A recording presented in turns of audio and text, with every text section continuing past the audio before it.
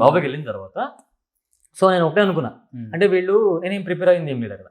వీళ్ళు మామూలుగా నార్మల్గా ఉన్నారు. సో వెళ్ళిన తర్వాత మొక్కలు చూస్తే ఎలా ఉన్నాయి అంటే టైట్ అయిపోయి లిటరల్ నేను అనుకున్నది జరిగింది. టైట్ అయిపోయి ఉన్నారు వీళ్ళు.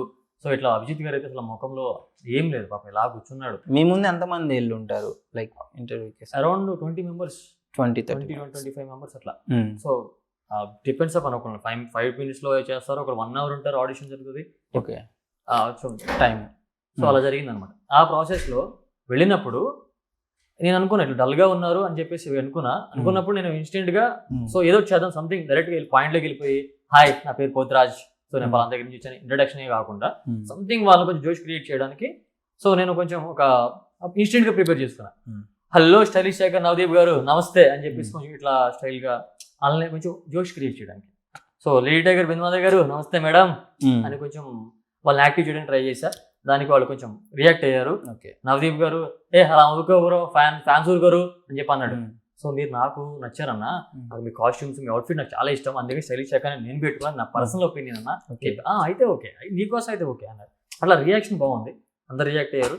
సో శ్రీముఖి గారు కూడా జడ్జి కాబట్టి హోస్ట్ కాబట్టి తను యాంకరింగ్ చేయాలి కాబట్టి చేసింది అనమాట. సో వెల్కమ్ బిఫోర్ బిగెస్ట్ అని చెప్పేసి వెల్కమ్ అని చెప్పేసి నెక్స్ట్ కంటెంట్ రాబోతున్నాడు పోతురాజ్ అని చెప్పేసి అట్లా చేసి సో వెళ్ళంగానే వాళ్ళని పొగిడాను కదా, వాళ్ళని లేపాను. సో వాళ్ళని యాక్టివ్ చేయడానికి లేపాను. సో ఇదే ప్రాసెస్లో ఈవిడ ఏం చేసింది, నన్ను పొగుడు బిగ్ బాస్ నన్ను చూసావా అంది.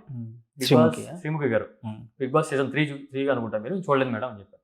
బిగ్ బాస్లో నీకు నచ్చింది నా విషయంలో ఏమైనా ఉంటే నన్ను పొగుడు అంది. అసలు బిగ్ బాస్ చూడనప్పుడు నేను ఎలా పొగుడుతాను? అక్కడ పాయింట్ ఏంటి, బిగ్ బాస్ చూడనప్పుడు బిగ్ బాస్లో మిమ్మల్ని ఏమైనా పొగుడుతాను. సో నేను మామూలుగా బిగ్ బాస్ యాంతం ఏంటి, బిగ్ బాస్ పాలసీ ఏంటి, ఏదున్నా ఎలా ఉన్నా స్ట్రైట్గా క్లియర్గా స్ట్రాంగ్గా మాట్లాడాలి. ఎదుటి వ్యక్తి ఎలా ఉన్నా పర్లేదు, అది ఎంతటో అయినా పర్లేదు. సో నీ పాయింట్ స్ట్రాంగ్ ఉన్నప్పుడు నీకు ఏదనిపిస్తే అది స్ట్రాంగ్గా మాట్లాడాలి, అది తప్పు ఒప్పు. ఇది బిగ్ బాస్, నా పర్సనాలిటీ కూడా. సో అదే నేను స్ట్రాంగ్గా మాట్లాడి మిమ్మల్ని చూడలేదు బిగ్ బాస్లో, నేను చూడలేదు అసలు మీ సీజన్ నేను చూడలేదు, నేను ఎలా పొగుడుతాను? అంటే అది టాస్క్ లాగా చెప్పారా లేదా క్యాజువల్గా అడిగారు? ఎలాగైనా క్యాజువల్గా వాళ్ళని పొగిడాను, పొగడం కూడా కాదు, వాళ్ళని యాక్టివ్ చేయడానికి నేను చేసిన ప్రయత్నం, అది పొగడం కూడా కాదు. అది ఓకే, వాళ్ళని అన్నారు అని చెప్పేసి నేను ఈవెంట్ కూడా ఈవెంట్ కూడా పొగిడా. సో వాళ్ళందరినీ యాక్టివ్ చేసి ఈవెంట్ డల్గా చేయడం లేదు, ఈవెంట్ కూడా పొగిడా. The most wanted anchor Sreemukhi గారు అని చెప్పేసి ఈవెంట్ కూడా అలా పొగిడా, ది మోస్ట్ వాంటెడ్ యాంకర్ అని చెప్పేసి. ఓకే, సో ఆవిడ అలా మాట్లాడేటప్పటికి నేను స్ట్రైట్గా చెప్పేసా, నేను పొగడను, నేను చూడనప్పుడు ఇలా పొగుడుతాను అని చెప్పంటే సీరియస్లీ ఆవిడ వెళ్ళిపోయి స్టేజ్ దిగేసింది. సీరియస్ అయిపోయి స్టేజ్ దిగేసి స్టేజ్ మెట్టి మీద చివరికి వెళ్ళి మెట్టి మీద ఏంట్రా నేను స్టేజ్ దిగేస్తాను అక్క రాక అని రిక్వెస్ట్ చేయవేంటి అంటుంది. ఓకే అమ్మా వీడు రిక్వెస్ట్ చేయాలి, ఇదే వీడి బాధ అని చెప్పేసి అనుకున్నా. వెళ్ళి చేయబట్టి అక్క రాక నువ్వు అని చెప్పి తీసుకొచ్చా. ఆదివారం పరివారంలో చూస్తాను అది వేరే దగ్గర నేను చెప్పేటప్పుడు ఆదివారం పరివారం చూస్తాను, ఇది స్టార్ మా పరివారం ఉంది కదా దాంట్లో చూస్తాను, సో చూస్తాను ఇంట్లో అందరూ చూస్తాను అని చెప్పాను. అయితే సో ఆదివారం పరివారంలో నీకు నచ్చింది నాకు పాలేరులు ఎవరు అడిగింది. సో ముక్క అవినాష్ హరి అని చెప్పాను. సో హరి బిగ్ బాస్కి వెళ్తాడా, హరికి అమ్మాయికి ఫ్లడ్ చేసి క్వాలిటీ ఉందా, అసలు హరి గురించి ఎందుకు వచ్చింది, హరిని ఎందుకు లేపాలి అక్కడ, ఇక్కడ ఉన్నది పోతురాజు గురించి అడుగు, పోతురాజుని క్వశ్చన్ చేయడు. సో ఇది జరగాల్సింది. హరిని లేపు నాకు ఆయన తెలుసు, బట్ ఆయన అది చేస్తాడు ఇది చేస్తాడని నేను ఇక్కడ చెప్పలేను, నాకు తెలియదు దీని గురించి. మీ గురించి అడగని చెప్తా, మీరంటే నాకు అభిమానం, మీ యాంకరింగ్ అంటే అభిమానం, మీ యాంకరింగ్లో ఫైర్ ఉంటుంది, ఫన్ ఉంటుంది, జోష్ ఉంటుంది, అసలు గలగల మాట్లాడతారు. సో అది నాకు చాలా ఇష్టం, మా ఇంట్లో కూడా మీరంటే ఇష్టం, అక్కకి ఇష్టం మీరంటే అని చెప్పండి. సో అదనమాట. అట్లా చెప్పిన తర్వాత నవదీప్ గారి దగ్గరికి వెళ్ళి నవదీప్ గారు జడ్జిమెంట్ ఇస్తారు కదా, అది కాగడం లాగా ఉంటుంది, ఈసారి అలా కాకుండా కాగడం లాగా పెట్టారు, అది తీసుకురమ్మని చెప్పింది, ఫైర్ సింబల్ లాగా అది తీసుకురమ్మని చెప్పింది. అది తీసుకొచ్చి తనకి ఇచ్చాను. ఆ జడ్జిమెంట్ ఏదో ఉందో తన దగ్గర పెట్టుకుంది. సో మనం ఈ లోపు ఏమైనా మైండ్లో పెట్టుకుంది, వీళ్ళని పొగడలేదు వాట్ ఎవర్ గా తీసుకుంది, అది పెట్టుకుంది. అటెవర్ ఏమిస్తుందో నాకు అర్థం కాలేదు. అయిపోయింది. నవదీప్ గారు స్టార్ట్ చేశారు, పోతురాజ్ నీ గురించి చెప్పమ్మా అని చెప్పి అన్నాడు. సో నా గురించి స్టార్ట్ చేశారు. నా పేరు పోతురాజ్, నా విజయవాడ దగ్గర దేశంలో నా గ్రామం, నేను ఒక యాక్టర్ని. సో మా ఊర్లో పొలం ఉంది బ్రో, నాకు పొలం ఉంది, వెళ్ళి వ్యవసాయం చేసుకున్నాను. నాకు ఫిట్నెస్ అంటే చాలా ఇష్టం. సో దానికి సంబంధించి వ్యవసాయం కూడా ఫిట్నెస్ లాంటిదే. సో నేను దాన్ని ఇష్టపడి వ్యవసాయం చేయడం కూడా ఇష్టం. నాకు వ్యవసాయం చేసుకుంటా, మా పొలం నేనే పండించుకుంటా, నేనే పని చేసుకుంటా కూలీలతో పాటు కలిసి. సో నాకు క్యాటరింగ్ సంస్థ ఉంది, లక్కీ క్యాటరింగ్ అని చెప్పేసి. దాని త్రూ ఒక 50 నుంచి 100 మందికి సీజన్ ఉన్నప్పుడు ఎంప్లాయ్మెంట్ కల్పిస్తాను. సో ఒక యాక్టర్గా, ఒక ఫార్మర్గా, ఒక ఎంటర్‌ప్రెన్యూర్గా ఇలా లీడ్ చేస్తున్నా. సో ఈ ప్రాసెస్ ఇలా చెప్పా, ఇలా లీడ్ చేస్తున్నా. సో నా మెయిన్ ఏదైనా బిగ్గెస్ట్ డ్రీమ్ ఏదైనా ఉందంటే అది యాక్టర్ అవ్వడం, ది బెస్ట్ యాక్టర్ అవ్వడం నా బిగ్గెస్ట్ డ్రీమ్. సో ఈ ప్రాసెస్లో బిగ్ బాస్ అనేది డాక్టర్కి ఉపయోగపడకపోవచ్చు, సో ఒక ఫార్మర్కి అంతగా ఉపయోగపడకపోవచ్చేమో, ఒక బిజినెస్ మ్యాన్కి ఉపయోగపడకపోవచ్చేమో, కానీ యాక్టర్ అనేటోడికి, యాక్టర్కి, మోడల్ అనేటువంటి ఈ కేటగిరీ ఉన్న వాళ్ళకి బిగ్ బాస్ బిగ్గెస్ట్గా ఉపయోగపడుతుంది. The best platform, biggest. Bigg Boss అనేది. సో బట్ అంటే బిగ్ బాస్ దీనికి బెస్ట్ ప్లాట్ఫామ్ అని చెప్పుకోవచ్చు. బట్ మన తెలుగులో బిగ్ బాస్కి వెళ్ళొచ్చి యాక్టింగ్ ప్రొఫెషన్ లో రాణించిన ఒక్క యాక్టర్ కూడా అంతగా సక్సెస్ అవ్వలేదు నాకు తెలిసి. బిగ్ బాస్ కి వెళ్ళొచ్చిన వాళ్ళు వాళ్ళ పర్సనల్ స్ట్రాటజీ, వాళ్ళ మేనేజ్మెంట్ అవ్వచ్చు, వాళ్ళ పర్సనల్ ఇది అవ్వచ్చు, వాళ్ళు బిగ్ బాస్కి వెళ్ళంగానే మేము అది చేయకూడదు ఇచ్చేయకూడదు అని రూల్స్ అండ్ రెగ్యులేషన్ పెట్టుకుంటారు. అది వాళ్ళ పర్సనల్. అది ఎదగపోవడానికి బిగ్ బాస్కి వెళ్ళడం వల్ల ఎదగపోవడం కాదు. బిగ్ బాస్కి వెళ్ళిన తర్వాత ఎదగొచ్చు, అది నేను ప్లాన్ చేసుకున్నా కూడా. సో ఈ ప్రాసెస్లో బిగ్గెస్ట్ ప్లాట్ఫామ్, సో ఆడియన్స్ కొన్ని కోట్ల మందికి రీచ్ అయ్యి కొన్ని కోట్ల మందికి మీరు ఉన్నారని తెలియాలి, ఆడియన్స్ కి తెలియాలి. సో నాకు యాక్టర్ నాకు బిగ్గెస్ట్ అని చెప్పేసి నాకు బెస్ట్ ప్లాట్ఫామ్ అని చెప్పి ఫిక్స్ అయినా, దీనికోసం వెళ్ళాలనుకున్నా. అండ్ ఇప్పుడు స్ట్రాంగెస్ట్ రీజన్ ఏదైనా ఉంది అంటే బిగ్ బాస్ అలాంటి ఇప్పుడు నౌ. సో నాకు లైఫ్ లో నాకు అమ్మ అంటే చాలా ఇష్టం. నేను అడుగుదాం అనుకున్నాను అమ్మ గురించి కూడా. ఏంటి అంత ఎమోషనల్ గా మీరు బిగ్ బాస్ లో కూడా చెప్పాను, బయట కూడా చాలా సార్లు మదర్ గురించి చెప్పారు. అమ్మ అంటే బ్రో, అమ్మ అంటే ఎవరికైనా ఇష్టం, మీకు ఇష్టం కాదు, అందరికి అమ్మ అంటే ఒక ఎమోషన్. అమ్మ పేరు అంటే ఎమోషన్ బ్రో. అలాంటి అమ్మ నా లైఫ్ లో ఉన్న అమ్మ, అలాంటి అమ్మ అన్ఎడ్యుకేటెడ్ పర్సన్, వేలు ముద్ర వేస్తుంది, సైన్ కూడా చేయలేదు, వేలు ముద్ర వేస్తుంది. ఒక్క వ్యవసాయం పొలం పని తప్ప కూలి పని తప్ప ఏం తెలియదు తనకి. పని చేసుకోవడం, పొద్దున్న 5కి లేగడం, ఇంట్లో పని చేసుకోవడం, మళ్ళీ పొలం వెళ్ళడం, సాయంత్రం వచ్చి మళ్ళీ ఇంట్లో పని చేసుకోవడం, మళ్ళీ రిపీట్ ఇదే పని, వేరే ఏం పని లేదు, ఏది లేదు. ఇలాంటి పర్సన్ కనీసం మిషన్ కన్నా రెస్ట్ దొరికిద్దాం కానీ అమ్మకి రెస్ట్ లేదు. అలాంటి అమ్మ మమ్మల్ని కన్నీ పెంచి పెద్ద చేసి ఇక్కడ వరకు తీసుకొచ్చి ఇక్కడ వరకు వచ్చిన ఇప్పుడు కూడా హైదరాబాద్ వచ్చిన తర్వాత కూడా, సినిమా ఇండస్ట్రీలోకి వచ్చిన తర్వాత కూడా ఫోన్ చేసి నాన్న చేతిలో డబ్బులు ఉన్నాయా, 500 పంపించిన అన్నయ్య అక్కడి నుంచి తను పని చేసుకుంటూ. సో అది ఎంత హ్యాపీగా ఉంటుందంటే అమ్మ ఏజ్లో కూడా మనకి. సో పక్కన వాడు ఆ ఇంటి పక్కడు 30,000 సంపాదిస్తున్నాడు, నువ్వేం పీకుతున్నావు, వీడేమో 1,00,000 రూపాయలు సంపాదిస్తున్నాడు, నువ్వేం చేస్తున్నావు, వాడు అది ఇచ్చాడు, వాళ్ళ అమ్మకి ఇచ్చేసాడు ఇవన్నీ అడుగుతారేమో. అమ్మ అట్లా అడగదు అందరినీ, బట్ కొంతమంది అంటారు అట్లా. అమ్మ నేను ఇంతవరకు లైఫ్లో ఏది కూడా నాకు అది కావాలి, నాకు అది చేయి, నాకు బంగారం కొనిపెట్టు, నాకు మంచి చీర కొనిపెట్టు, లేదా నాకు ఒక ఇల్లు, మంచి ఇల్లు సర్లేదు మా ఇల్లు చేయి, ఇది ఏం క్వశ్చన్ చేయలేదు. నా లైఫ్లో ఏదైనా క్వశ్చన్ చేయాలి. అలాంటి అమ్మ ఇక్కడ వరకు కష్టపడి తీసుకొచ్చి మమ్మల్ని. సో అమ్మ నాకు చాలా ఇష్టం. అంటే అమ్మకి అన్ని తెలియదు అంటున్నారు, మరి అగ్ని పరీక్ష బిగ్ బాస్ ఎలా తెలుసు? చెప్తా అదే ప్రాసెస్ చెప్తున్నా. సో ఇలాంటి ప్రాసెస్ లో అమ్మకి కొంచెం కొన్ని ఇయర్స్ నుంచి 4 years నుంచి కంటిన్యూగా టైఫాయిడ్ ఫీవర్ వస్తుంది బ్రో. టైఫాయిడ్ వస్తుంది తగ్గుతుంది, వస్తుంది తగ్గుతుంది, ఇలా కష్టపడుతున్న తల్లికి వస్తుంది తగ్గుతుంది, హాస్పిటల్ చూపిస్తుంది తగ్గుతుంది. లాస్ట్ 4th టైఫాయిడ్ అనేది మొన్న ఒక 6 months బిఫోర్ వచ్చింది. అది చూపించడానికి గవర్నమెంట్ హాస్పిటల్కి వెళ్ళి అమ్మ అక్క వెళ్ళారు. వెళ్ళి చూపించుకొని వస్తూ ఉండగా అది ఆ వాష్రూమ్లోకి వెళ్ళి, వాష్రూమ్ అనేది ఆ పాలిష్రాలు మనకి అది పల్లెటూరులో అమ్మ వాళ్ళకి తెలియదు, అది చెప్పులు స్కిడ్ అయిపోయి పడిపోయింది అమ్మ. ఆ పడిపోయే ప్రాసెస్లో బ్యాక్ చేతి పెట్టుకుని ఈ చెయ్యి ఇలా బ్యాలెన్స్ చేసుకునే ప్రాసెస్ చెయ్యి విరిగిపోయింది బ్రో. సో అది ఎలా ఉంటుందంటే చెప్పడానికి కూడా చాలా పొజిషన్లో పెట్టుకున్నప్పుడు ఆ చెయ్యి ఆ బ్యాలెన్స్ వెయిట్ మొత్తం బాడీ వెయిట్ మొత్తం దానే పెట్టాం కదా, విరిగిపోయింది. సో ఒక ప్రాబ్లం అనేది చూపించుకుందాం వెళ్ళుకున్న పర్సన్ ఇంకొక ప్రాబ్లం తెచ్చుకుందంటే అసలు నేను తీసుకోలేకపోయాను. అది ఇప్పుడు మొత్తం ఇది మొత్తం వెనకటి విరిగిపోయింది. విరిగిపోతే వెంటనే ఎమర్జెన్సీ నాకు ఫోన్ చేశారు. నేను ప్యానిక్ అయిపోయాను, ఏంటి ఇది పరిస్థితి, సరే ముందు ఇమీడియట్లీ ఎక్కడ ఉన్నారు కాబట్టి జాయిన్ చేసి అని చెప్తే వెంటనే సర్జరీ చేయాలని చెప్పారు. ఇట్లా పెట్టి రాడ్లు వేసారు, ఇవన్నీ రాడ్లు వేసి సర్జరీ చేసి. సో తను నరకేతను అనిపించింది, 3 months వరకు చాలా పెయిన్ అనిపించింది. సో ఆ అనిపిస్తున్న ప్రాసెస్ కొంత తగ్గిపోయిన తర్వాత ఇక నరకేతను అనిపించింది, అంత ఇబ్బంది పడింది, ఓకే అంత అయిపోయింది. తర్వాత ఇంకొక హైలైట్ అనే విషయం ఏంటంటే మా ఇంట్లో ఇప్పటికి కూడా టీవీ లేదు. మా ఇంట్లో ఇప్పటికి కూడా టీవీ లేదు. సో మేము నేను టీవీ చూడాలంటే పక్కింటికి వెళ్ళి, మా అన్న వాళ్ళ ఇంటికి వెళ్ళి, మా చిన్న వాళ్ళ ఇంటికి వెళ్ళి, మా పెద్ద వాళ్ళ ఇంటికి, విలేజ్లో పక్కింటికి వెళ్ళి చూసి అక్కడే తిని పడుకోవడం తప్ప నేను మా ఇంట్లో టీవీ పెట్టుకోలేదు. సో మీరు అనొచ్చు, ఏ బ్రో ఇంత చేసాం మరి అమ్మకి టీవీ లేకుండా చేయడం కరెక్ట్ కాదు కదా, అమ్మకి ఏదైనా టీవీ కొనొచ్చు కదా అంటే, ఆవిడ టీవీ కొంటానే నేను ఇస్తలేదు, నాకు వద్దు.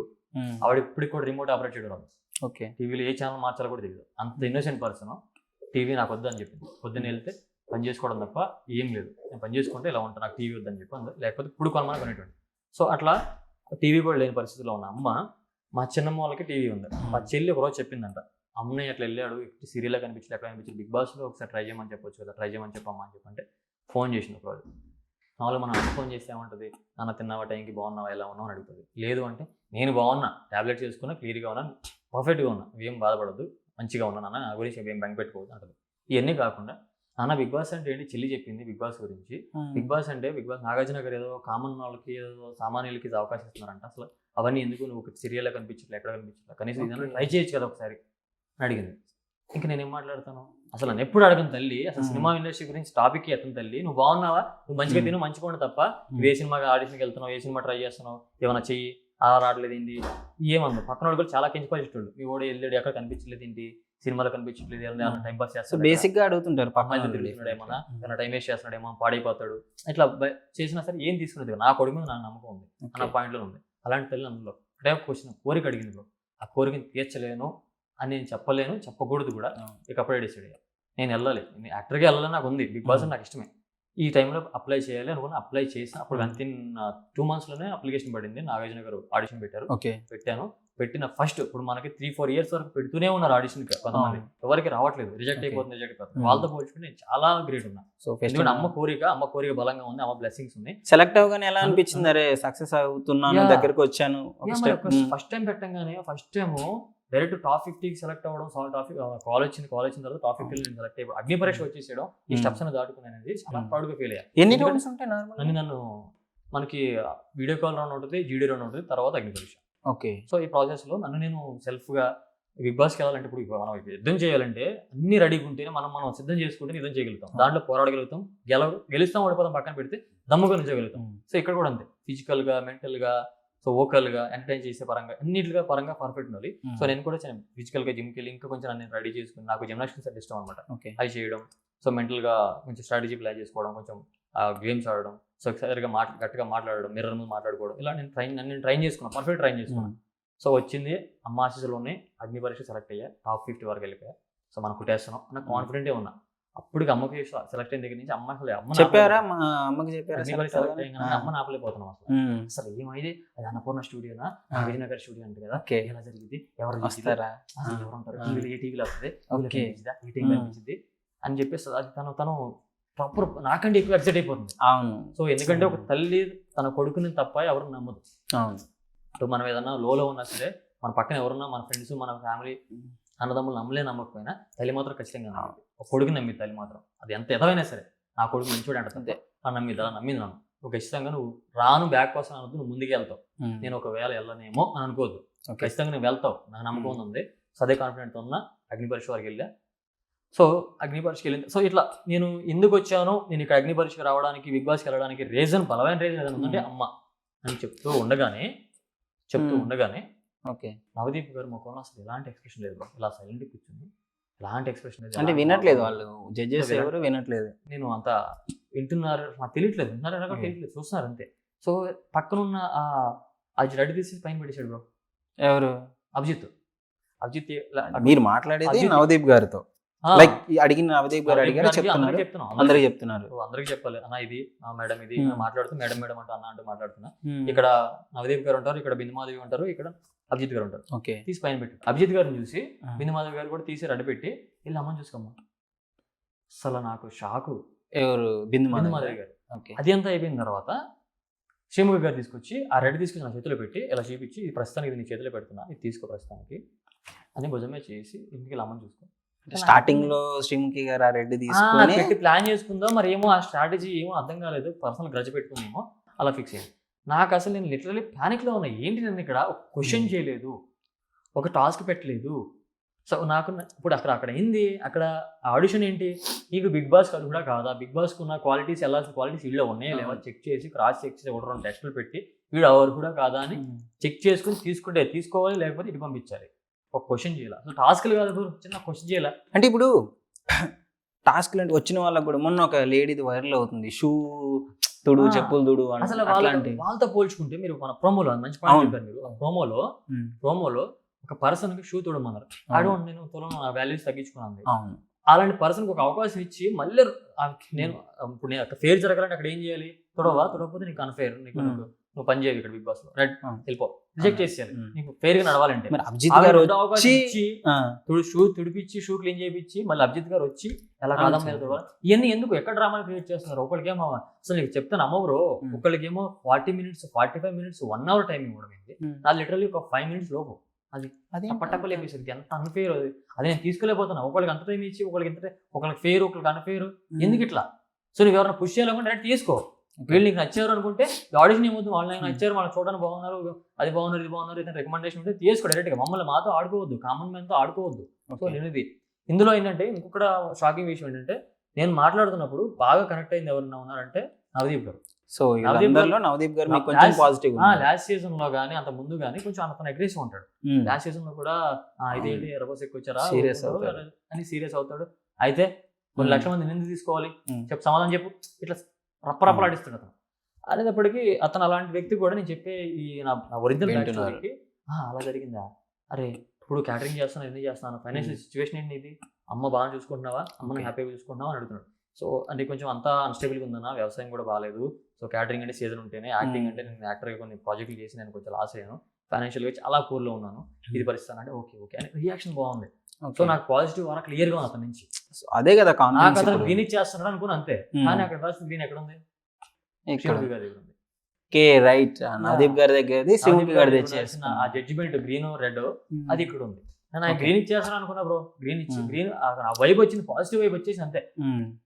మాట్లాడుతున్నప్పుడే టాస్క్లు పెట్టుకున్నాను అసలు ఆయనకి ఆపోజిట్గా వీళ్ళు ఏం క్వశ్చన్లు అడగకుండా ఏం మాట్లాడకుండా, అది నాకు అన్ఫేర్ అనిపించింది బ్రో. చాలా లిటరలీ ఫీల్ అవుతున్నాను నేను. ఒకటి పాయింట్ ఏంటంటే బ్రో, ఇక్కడ ఒకటి 10 మంది వెళ్తాం, 10 మంది వెళ్ళినప్పుడు ఒక జాబ్ ఇంటర్వ్యూ వెళ్ళినప్పుడు ఇద్దరే కావాలి అతనికి, కానీ అతను 10 మంది పెడతాడు బస్ట్ సెలెక్ట్ చేసుకోవడానికి. 10 మంది పెట్టాలంటే 8 మంది వెనక్కి వెళ్ళిపోవాలి. ఆ పాలసీకి నేను పాజిటివ్గా, ఆ పాలసీకి నేను స్టిక్ అనే ఉన్నా. నేను వెళ్ళిపోవాలంటే నేను వెళ్ళిపోతా, కానీ అక్కడ ఫేర్లో జరిగి ఒక చిన్న టాస్క్ పెట్టో, లేదంటే ఒక నామినేషన్ పెట్టో, లేదంటే నువ్వేంటి చూపించరా బాయ్, తల్లి గురించి పక్కన పెట్టు, నువ్వేంటి చెప్పు, నీ స్ట్రెంత్ ఏంటి చెప్పు, కెపాసిటీ ఏంటి చెప్పు,